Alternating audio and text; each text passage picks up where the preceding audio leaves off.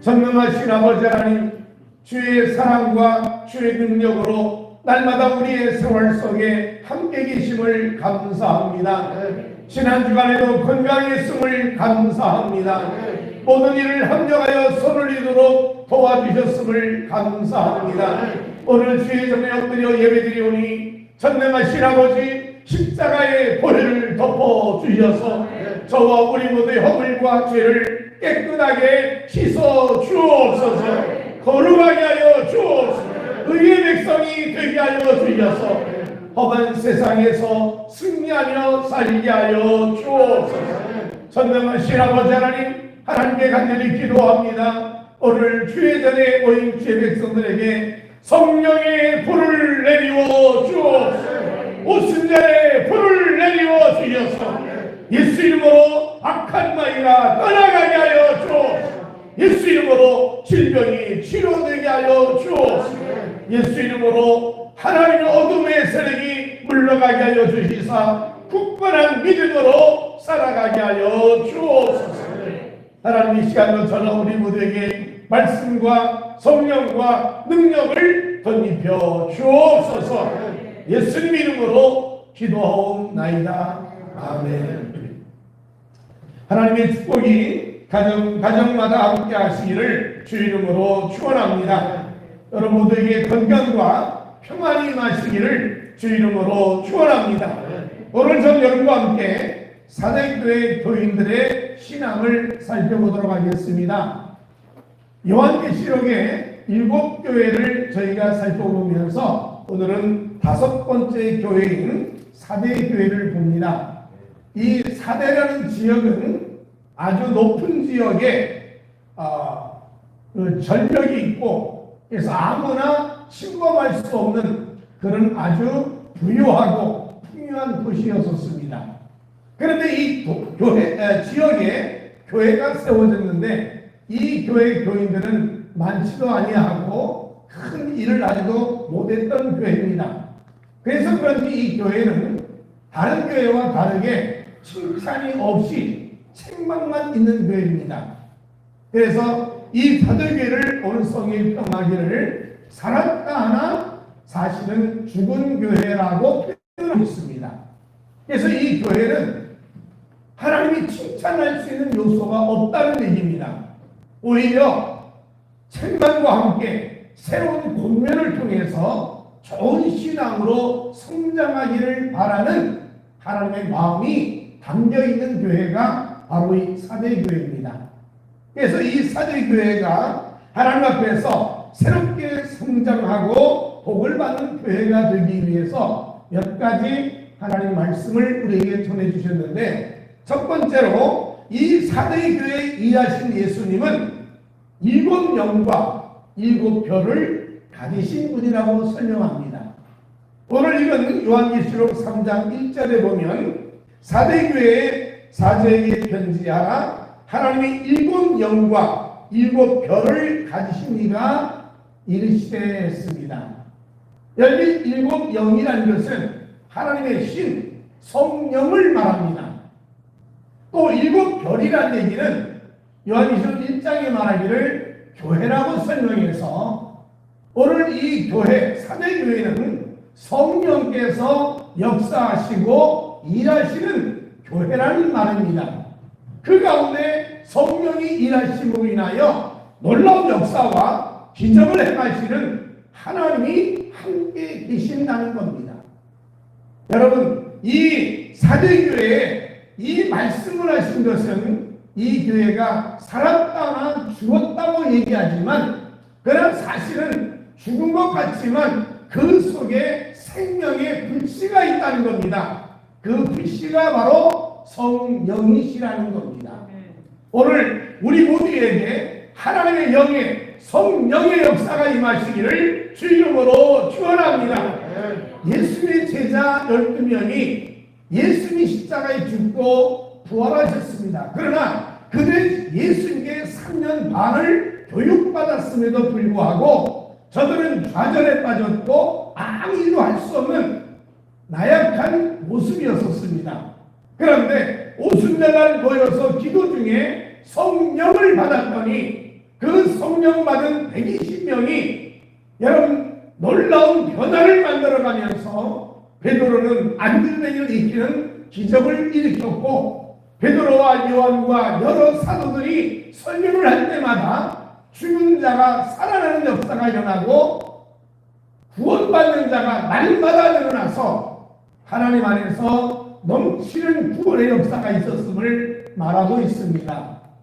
오늘 우리의 신앙이 때론 죽은 것처럼 아무 일도 할 수 없을 것 같아도 우리에게 하나님의 성령만 역사하시면 기적이 임할 줄로 믿습니다. 성령이 임하시면 죽은 자가 살아나는 역사를 일으킬 수 있다는 거죠. 에스겔은 이스라엘 민족이 바벨론의 포로가 되어 돌아와서 나라가 이제 회복이 되어가는 과정에 있을 때 사람들이 다 아무 능력이 없는 것처럼 우리는 아무것도 할 수 없다고 말하는 삶이 됐어요. 그때 에스겔이 말하기를, 여러분 하나님의 신이 마른 뼈 같은 죽음의 현장에 임함으로 인하여 그 성령께서 마른 뼈들을 살아있는 군대가 되게 해주셨다고 했습니다. 그러므로 큰 역사를 만들 수 있는 것은 정적인 제도나 또는 물질이나 교육이 아니라 성령을 받아야 된다는 거예요. 여러분, 예수님이 승천하는 마지막 부탁할 말씀이 뭡니까? 너희가 앞으로 험한 세상을 살아가는데 돈을 벌어라, 아파트를 사라, 내가 좋은 직장을 얻기 위해서 재능을 쌓아라. 여러분, 충분히 하실 말씀이에요. 그러나 예수의 마지막 권면은 뭐냐면, 예루살렘을 떠나지 말고 내가 약속한 성령을 받아야 된다. 성령이 임하셔야 너희가 권능을 얻으면서 이 땅에서 승리할 수 있다고 말씀한 것입니다. 그러므로 이 사도교회 일하시는 예수님은 성령을 부어주시고 새 역사를 만들며 기적을 만들 수 있는 하나님이 함께 계시다는 것을 일깨워 주신 거예요. 오늘도 마찬가지입니다. 우리 교회에 여러분 살아있는 성령의 역사가 충만하시기를 주 이름으로 축원합니다. 개인이 성령으로 충만해야 돼요. 우리 교회가 성령으로 충만해야 돼요. 하나님의 영이 역사하는 곳에는 기적이 임하고 역사가 일어나고 축복이 다가온다는 겁니다.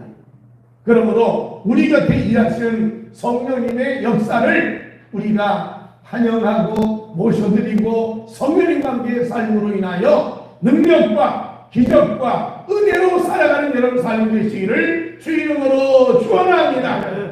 두 번째 사도교회는 무기력하고 죽은 신앙을 가졌다는 겁니다. 이 교회가 여러분 살아있을 때는 마귀가 두려워합니다. 교회가 살아 움직일 때는요 세상도 두려워해요. 그러나 교회가 죽으면 아무도 두려워하지 않습니다. 아무 능력도 없고 아무런 힘도 없기 때문에 마귀도 교회를 무서워하지 아니하고 세상도 교회를 무서워하지 않습니다. 교인들이 와도 교인에 대해서 별로 중요하게 생각지 않습니다. 그러나 교회가 살아있을 때 하나님 역사가 임하고 능력이 나타나기 때문에 이 사회가 마귀가 다 두려워하고 있다는 거예요. 여러분, 우리 교회도 살아있는 교회가 되기를 주 이름으로 축원합니다. 근데 왜 교회가 죽냐는 거예요. 아니, 교인들이 모여서 찬양하고 기도하고 예배드리고 봉사하고 열심히 섬기는데 왜 하나님께서는 살았다고 하나 죽었다라고 표현하시냐는 거예요. 여러분, 우리가 죽었습니까? 우리 살아있잖아요. 아직 우리는요 살아있는 교회. 근데 하나님 우리 보고 말씀하기를 살았다 하지만 죽었다는 거예요. 왜 죽었냐? 그 이유가 뭐예요? 가장 중요한 건요 하나님 중심이 아니라 사람 중심이 되어가기 때문이라는 거예요. 신본주의가 아니고 인본주의가 되면 교회가 죽어간다는 거예요. 사람 중심이 되고 인간 중심이 되고 사람을 기쁘게 하는 교회, 결코 살아있는 교회가 될 수가 없어요. 교회는 하나님을 기쁘게 하는 교회가 되야 될 줄로 믿습니다. 하나님의 장중에 있는 이 교회 목사님처나 장로님이나 권사님이나 모두가 다 인본주의에서 신본주의로 살아가야만 되는데 이 사대교회가 인본주의 교회라는 거예요. 너도 좋고 나도 좋고 그냥 사람 보기 좋은 교회. 그러다 보니까 하나님의 능력은 상실했고 사람 보기에 편한 신앙을 가지고 있다는, 그러므로 하나님이 죽은 교회라고 얘기했다는 거예요. 또 이 교회가 왜 죽어가느냐? 교회 죽어가는 이유가 하나 있는데 그것이 세상적으로 부유하기 때문이라는 거죠. 넉넉해졌어요. 이 사대란 지역에서는 여러 가지 사업이 발달해가지고 시민들이 다 부자가 됐어요. 그런데 교인들도 마찬가지입니다. 교인들도 부자가 된 거예요. 넉넉하게 살고 뭐 걱정하지 아니하고 살아갈 수 있는 삶이 됐어요. 삶이 부자가 되고 풍요해지면 하나님이 필요 없어진다는 거예요. 하나님의 도움이 우리 가운데 없어도 된다는 거예요. 아, 내 힘으로 살 수 있는데 뭐예요? 돈으로 다 할 수 있는데 뭐하러 하나님을 찾고 하나님의 도움을 구하고 하나님을 의지합니까? 제가 80년대만 하더라도 여의도 수공교에 있을 때 많은 환자들이나 어려움이 있으면요 와서 목사님 기도해 주세요. 기도해 가겠습니다. 감사했어요. 왜 요즘에는요 아프다고 해도 목사님 기도해달라는 사람이 흔하잖아요. 왜? 의료봉이 잘 돼 있잖아요. 병원에 가면 돈 조금 주고도 치료받고 약을 구하고 건강을 회복할 수 있어요. 이제는요 하나님의 도움보다는 의술과 약이 우리 가운데 가까이 있기 때문에 하나님께 기도하고 금식하고 하나님 도움을 구하는 시대가 이제는 많이 적어졌다는 거예요. 이제는 돈이 필요해요. 흔한 말로 그런 얘기합니다. 기도는 없어도 살지만 돈이 없으면 죽는다는 거예요. 그게 우리 현실 아닙니까? 돈이 없으면 죽어요. 비참해지고 초라해지고 사람들에게 망신도 당하고 사람들에게 살지 못하는 시대가 돈이에요. 이 돈이 넉넉하니까 굳이 하나님께 기도 안 해도 되고 하나님 섬기도 안 해요. 그러니까 교회는 하나의 명목상 신앙일 뿐이지 신앙에 활력이 있고 삶에 놀라운 하나님의 기적을 바랄 필요가 없어졌다는, 그러니까 신앙이 죽어간다는 거예요. 이 사대교회가 하나님 오실 때 참 감사한 것은 그래요. 교회 생활 잘해요. 그들이 교회도 나오고 예배도 드리고 헌금도 하고 때로는 봉사도 해요. 그러나 중요한 게 뭐냐면 그 마음속에 하나님을 향한 마음이 적어졌다는 거예요. 하나님을 찾는 마음, 하나님을 바라보는 마음이 없다는 얘기예요. 그래서 이사야가 이런 말합니다. 입으로는 하나님을 찾으나 마음에는 하나님이 없다는 거예요. 이사야가 말하기를 이 백성이 입으로는 나를 가까이하며 입술로는 나를 공경하나 그들의 마음은 내게서 멀리 떠난다니 그들이 나를 경외하는 사람의 계명으로 가르침을 받았을 뿐이라. 사람의 가르침만 받았을 뿐이지 하나님을 경외하고 하나님 섬기는 마음이 사라졌다는 거예요. 이것이 사대교회 신앙의 모습이었어요. 여러분, 이 죽은 신앙의 모습이 우리도 스며시 다가옵니다. 이제 이 사회가 갈수록 교회가 활성화되지 못했어요. 이번에 코로나 때문에 얼마나 많은 교회가 작은 교회 다 문을 닫았어요. 지금 통계에 의하면 이번에 장로교나 감리교나 대부분 9월달 총회를 했지 않습니까? 총회를 했는데 그 총회의 결론이 뭐냐면 코로나 때문에 무려 3분의 1 교인이 줄었다는 거예요. 3분의 1의 교인이 줄어서 이제 한국교회가 어려움에 처해 있다는 거예요. 다시 회복하자고 교단마다 다 모임을 갖고 있지만 여러분, 회복의 바람은 어디서 부느냐? 성령으로 이루어질 줄로 믿습니다. 하나님의 영이 임하지 아니하면 인본주의 신앙, 세속적인 신앙, 땅을 바라보는 삶에 어떤 열매를 맺을 수 있겠냐는 거죠. 이 사대교회가 답답하고 하나님이 안타까운 모습 중에 하나가 뭐냐면 살았다나 죽은 교회가 되어서 아무 영향력이 없는 교회가 됐음을 간직하는 주의 마음이라는 것이죠. 우리 다시 한번 성령에 충만해서 우리의 신앙이 회복이 되고 하나님 영광이 드러나시는 축복이 임하시기를 주 이름으로 축원합니다. 우리 찬송 한잔하십시다. 찬송가 197자입니다. 하나님 내게 성령을 부어 주옵소서. 내가 다시 한번 성령으로 충만하기를 원합니다. 하나님의 영이함을 내 삶을 지배하기 원합니다. 여러분 성령을 사모하는 심정을 가지고 우리 찬송하십시다. 찬송가 197자입니다.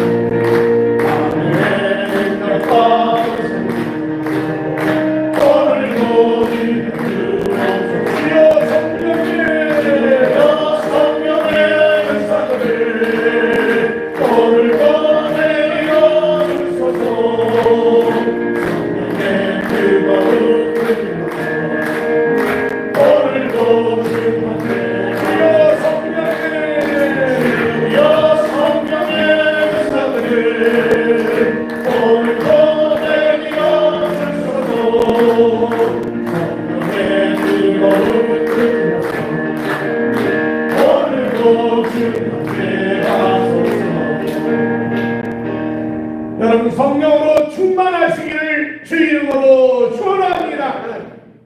세 번째로 사직교회를 향해서는 살아있는 신앙이 되어라는 겁니다.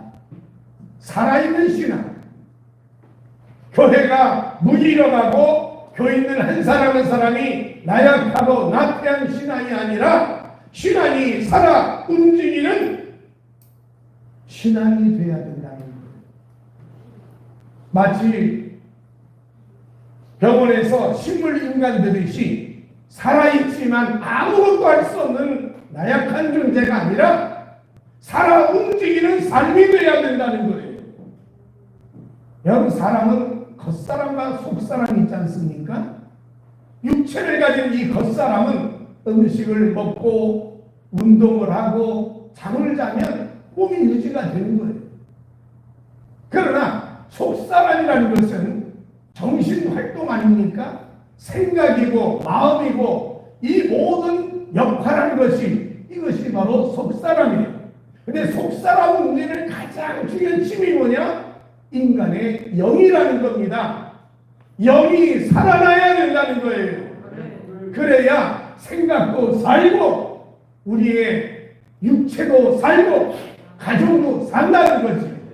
그래서 이 사직교회를 향해서 하나님 원하는 것은 영이 살아 속사람이 살아야 된다는 거예요. 이 속사람이 살기 위해서 오늘 성경 요한계시록 3장에는 5가지를 말씀하고 있어요. 속사람이 살아나려면, 영이 살아나려면 5가지가 있어야 되는데, 첫 번째가 뭐냐면 깨어서 일어나라는 거예요. 오늘 여기 요한계시록 3장 2절을 보십시오. 여기 말합니다. 너는 일깨어 그랬어요. 일깨어란 말은 3절에 말한 것처럼 도적이 어느 때 이럴지 모르는 것이기 때문에 너는 깨어 있으라는 거예요. 일깨라는 거죠. 이 깨어 있으라, 웨이크업이라고 하는 깨어 있으라는 말은요, 사대교회가 아주 정확하게 알고 있는 얘기입니다. 왜냐하면 아까 얘기했습니다. 사대라는 이 지역은 아주 절벽이 있고요, 아주 큰 요새입니다. 아무나 정복할 수 없는 그런 지역이에요. 그런데 이 사대 지역이 2번에 걸쳐서 정복이 됐습니다. 한 번은 고레스 왕에 의해 가지고 정복이 됐고요, 또 한 번은 안티오코스라는 왕에 의해서 이 성이 정복이 됐는데, 이 성을 여러분 늘 지키기 위해서는 파수꾼이 있지 않습니까? 파수꾼이 늘 지키고 있었어요. 왜냐하면 적이 오면은 알려줘야 되니까. 그래서 모두 다 준비를 해야 되는데요, 워낙에 여기가 요새이기 때문에 적군이 거의 안 올라왔어요. 쳐들어오지 않은 겁니다. 그러니까 이 파수꾼을 담당한 사람들이 아무도 안 오는데 뭐 괜찮아 그래서 잠을 잤어요. 그 잠을 자는 바람에 한 번은 고레스 왕이 부하를 끌고 침공했을 때 파수꾼이 다 잠을 잤어요. 그러니까 적군이 뭘 모르는 거예요. 그래가지고 그 성이 정복이 됐습니다. 큰 어려움을 겪었어요. 또 한 번 마찬가지입니다. 파수꾼이 잠을 자기 때문에 그 성이 정복된 거예요. 그래서 이 사대 교인들이 압니다. 깨어 있으라는 말이 뭔지 알아요. 파수꾼이 적군이 오는지 안 오는지를 잘 보고, 그래서 나팔을 불고 적군이 온다고 알려주는 것이 바로 파수꾼이었는데, 그들이 잠을 잠으려요 나라가 어려워졌다는 얘기죠. 그래서 이 하나님께서 속사람이 살면 제일 먼저 하는 게 뭐냐면 일어나 깨어있으라는 거예요. 잠자면 안 된다는 거예요.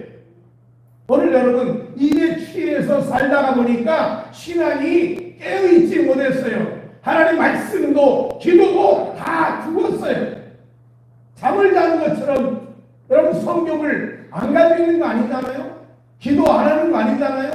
그런데도 불구하고 여러분의 삶에 위기와 고난과 시련이 언제 올지 모르기 때문에, 여기 3절에 말한 것처럼 도적이 언제 올지 모르기 때문에 깨어 있어야 하듯이, 신랑이 언제 올지 모르니까 신부들 둘러들이 10명이 깨어 있어야 하듯이, 우리는요 언제 마귀가 역사할지, 언제 질병이 올지, 언제 혼란이 올지 예측을 못한다는, 그렇기 때문에 깨어있으라는 얘기예요. 여러분 의사들이 늘 하는 얘기 뭡니까? 예방을 해야 된다. 예방 치료를 해야 된다. 마찬가지입니다. 우리가 마귀 역사하고 질병이 오고 어둠이 오는 것을 막기 위해서 예방해야 되는데, 깨어있어서 여러분 시간 내어서 여러분 하나님 앞에 기도하는 삶이 되기를 주 이름으로 축원합니다. 깨어있어서 하나님 말씀을 읽으시기 바랍니다. 하루에 한 절이라도 말씀을 마음속에 되새기고 있다면 그 사람은 깨어있는 자가 되어서 마귀를 막고 어둠을 이기고 승리할 수 있다는 얘기입니다. 그러므로 속사람이 살려면, 영이 깨어나서 영이 살려고 하면 다른 길이 없어요. 말씀이요, 기도요, 사냥밖에 없다는 거예요. 그것이 속사람의 양식이에요. 겉사람이 음식을 먹고 육체가 강건하듯이 속사람은요 말씀과 기도와 사냥이 영의 양식이라는 거지요. 이 영의 양식을 인의를 잃지 않듯이 여러분 매일같이 깨어서 기도하고 말씀 안에 거하고 하나님과 함께 사는 여러분 되시기를 주 이름으로 축원합니다. 두 번째는요, 여러분 그 가지고 있는 걸 끝까지 붙잡고 살라는 거예요. 마지막까지. 여기 오늘 2절에 말합니다. 남은 바 죽게 된 것을 굳건하게 하라. 끝까지 붙잡으라는 거예요. 여러분 삶의 동아줄이 썩은 겁니까? 아니면 강한 겁니까? 우리의 신앙은 하나님의 끝까지 붙드는 거예요. 바람이 불어도 하나님 붙드시기를 주님으로 축원합니다. 여러분 욥이 환난을 당하고 어려움 당해도 하나님만 끝까지 붙들고 있었어요. 하나님 나를 지금 연단하는 거다. 하나님 나를 지금 훈련하는 거다. 그러나 하나님만 의지하겠습니다. 하나님만 바라보겠습니다. 결국 그 삶에 끝까지 환난과 어려움이 그를 넘어지겠지만 믿음으로 살았던 그 앞길에 갑절의 축복을 이루어 주시더라는 겁니다. 여러분 좋은 신앙이 뭔지 아세요? 좋은 신앙은요 고난을 은혜로 여기는 사람이에요. 환난과 시련과 고난이 하나님의 은혜라고 여기는 사람이 하나님의 기도는 축복의 신앙이 된다는 거지. 저나 여러분은요 고난이 오고 혼란이면 짜증이 나고 화가 나고 원망하고 불평하고 나만 그러면서 살아가는 게 우리의 삶 아닙니까? 그런데 정말 속사람이 살아있고 하는 역사를 할 수 있는 믿음의 삶이 뭐냐? 혼란이 와도 이 혼란이 은혜입니다. 이 고난이 내게 축복입니다 하고 하나님을 끝까지 붙드는 자가 복 있는 삶이라는 겁니다. 오늘 여러분의 속사람이 믿음으로 회복되어 하나님과 함께 사는 여러분 되시기를 주 이름으로 축원합니다. 그 다음에 세 번째는 오늘 말씀하기를 3절에 말합니다. 내가 어떻게 받았으며 어떻게 들었는지 생각하라 했어요. 이는 뭐예요? 기억하라는 거예요. 어떠세요? 여러분 부모님이 자녀에게 어떤 말씀을 하고 있습니까? 자녀에게 묻습니다. 엄마가 늘 하는 말이 뭐야? 그럼 뭐라 하겠어요? 밥 잘 먹으래요. 밥 잘 먹으래요. 엄마가 너한테 늘 하던 말이 뭐야? 공부 열심히 하래요. 공부 열심히 하래요. 이것 왜 기억이 안 나는가? 오늘 신앙인에게 뭐가 기억되겠냐는 거예요. 부모의 말이, 아버지가 어머니의 말이 자녀에게 늘 하는 말. 예수 잘 믿으래. 예수 잘 믿으라고 얘기했어요. 우리 엄마는요, 아주 맨날 때마다 예수 잘 믿으라고 얘기했어요. 그게 귀에 못 닿지가 않도록 들려지는 말이 돼야 된다는 거예요. 여러분 성경에 시편을 읽어보면 여러 지나간 과거를 되씹는 시가 있어요. 그걸 보고 구속사시라고 합니다. 근데 이 구속사시는 뭐냐면 과거에 애굽에 있을 때 하나님 10가지 재앙을 내리고 그리고 홍해바다 가르시고 반석에 물 쏟고 수많은 일을 많이 행하셨습니다는 얘기예요.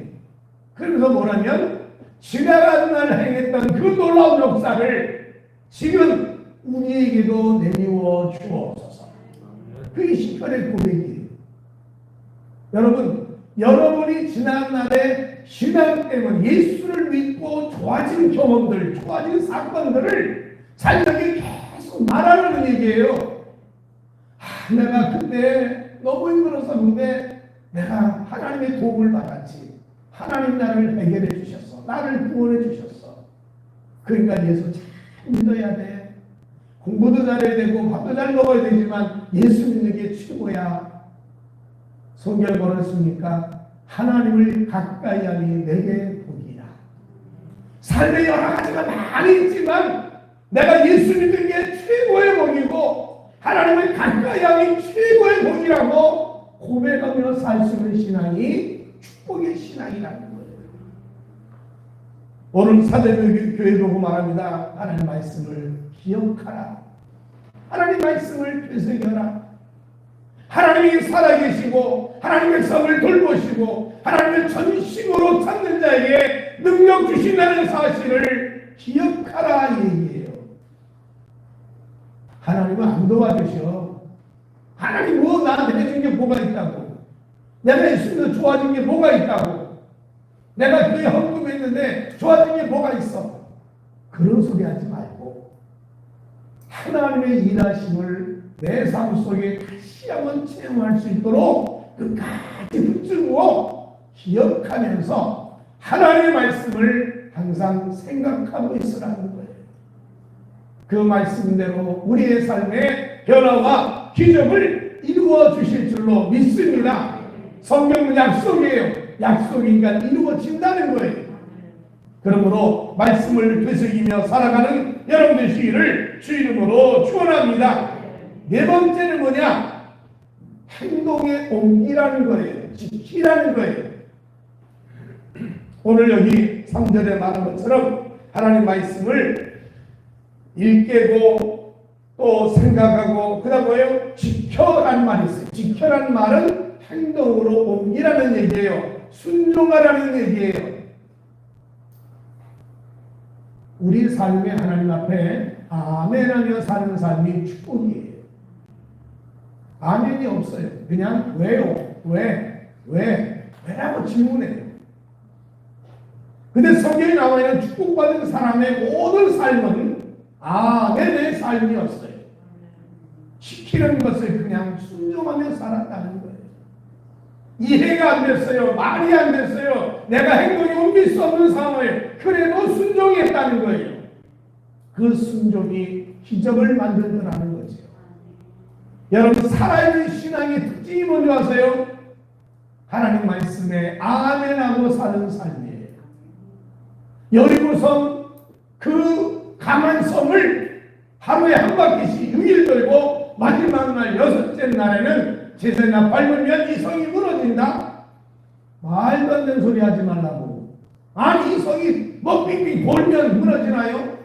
아니 우리가 얼마나 된다고 이 성을 빙빙 발로 밟은 이 성이 지진나듯이 무너지냐고요. 말도 안 되는 얘기 하지 마십시오. 하나님께서 시키는 대로 여호수아에게 말합니다. 여러분이 하는 말씀대로 순종해서 그냥 성을 두십시오. 그냥 돌라고요. 말하지 마세요. 불평하지 마세요. 이유를 따지지 마세요. 그냥 도세요. 결국 마지막 날 그 성이 하나님의 능력으로 와르르 하고 무너지더라는 거예요. 속사람이 살아있다는 증거가 뭐냐면 말씀대로 아멘하고 살아간다는 얘기예요. 하나님 말씀을 순종하며 살아가시기를 주 이름으로 축원합니다. 기도하라면 그냥 기도하면 돼요. 많이 안 해도 돼요. 1시간, 2시간치 안 해도 좋아요. 그냥 10분만 해도 좋고 5분만 해도 좋아요. 차를 타고 가다가 운전하면서 1분 동안 기도하셔도 되고요. 길을 걸어가면서 기도하셔도 되고요. 여러분 어느 때든지 주님이 쉬지 말고 기도하라 그랬으니까 그냥 쉬지 말고 기도하시면 돼요. 항상 기뻐하라 했으니까 그냥 항상 웃으며 살면 돼요. 거기에 나 웃을 일이 없는데요 얘기하지 마시고 그냥 웃으면 되는 거예요. 감사하라? 그냥 감사하면 되는 거예요. 이게 하나님의 뜻이라고 했으니까 하나님 뜻대로 우리가 그저 감사하고 웃으면서 하나님 앞에 도와주세요. 하나님 나와 함께 해주십시오. 성령 역사해 주십시오. 구름기둥 불기둥 내게도 인도해 주십시오. 그렇게 사는 거예요. 이게 속사람이 살아있는 증거라는 거예요. 우리 함께 하나님 말씀에 순종하며 살아가시기를 주 이름으로 축원합니다. 마지막 5번째가 뭐냐면 회개하라는 거예요. 회개하라는 말은 방향을 바꾸라는 얘기예요. 내가 이건 잘못했습니다. 내가 이랬습니다. 그것도 회개도 해야 되는 경지만 회개라는 말은 방향을 바꾸라는 얘기예요. 태양을 등지면 앞에 그림자가 생깁니다. 그 말은 하나님을 등지면 고난의 그림자가 들이운다는 거예요. 그러나 방향을 바꿔서 하나님 태양을 바라보면 그림자가 뛰어가듯이 하나님을 바라보면 고난과 어려움이 벗어지고 밝은 축복의 날이 온다는 거예요. 예수 말씀합니다. 내가 곧 길이요 그랬어요. 그 말이 뭔지 아세요? 예수님을 바라보고 가면 길이 열린다는 거예요. 하나님을 바라보니까 홍해 앞에 길이 쫙 열려서 백성이 걸어가는 길이 생기더라는 거예요.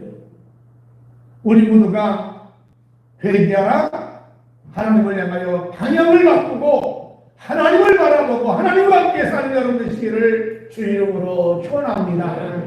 그래서 이 사도행전을 향해서 하나님 말씀하기를 살아있는 신앙 되기 위하여 내가 5가지로 권면한다고 권면을 주셨는데, 하나는 정신을 차리고 깨어있으라는 거예요. 두 번째는요, 내가 있는 믿음 끝까지 붙들고 있으라는 거예요. 하나님에 대한 믿음 놓지 말라는 거예요. 세 번째는요, 여러분의 삶 속에 하나님이 역사하시고 도와줄 거니까 지나간 날을 다 말씀을 기억하라는 거예요. 머릿속에 땅의 것만 아니라 위의 것을 기억하라는 거예요.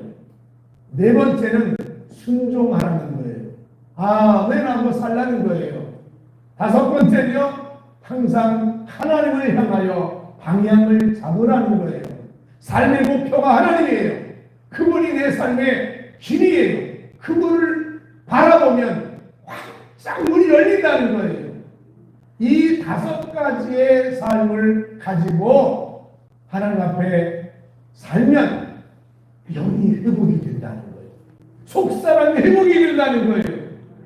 그러면 흰옷 입은 몇 사람처럼 너도 흰옷을 입고 살아갈 터인데, 의롭고 깨끗한 백성으로 만들어서 내가 생명책에 네 이름을 새겨놓으려 와서 영원한 천국의 백성 삼아줄 것이고, 마지막 날 하나님께서 너를 시인하여 하나님의 자녀임을 만민에게 알게 하시겠다는 겁니다.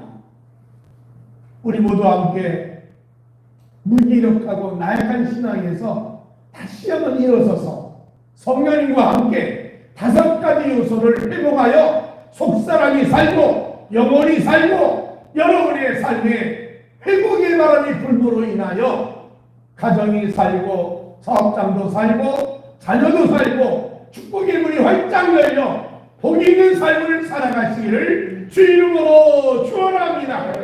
기도하겠습니다. 하나님, 우리가 죽은 신앙이 아니라 살아있는 신앙이 되게 하여 주셔서 하나님을 의지하고 하나님과 함께 살아가는 믿음의 백성이 되게 하여 주옵소서.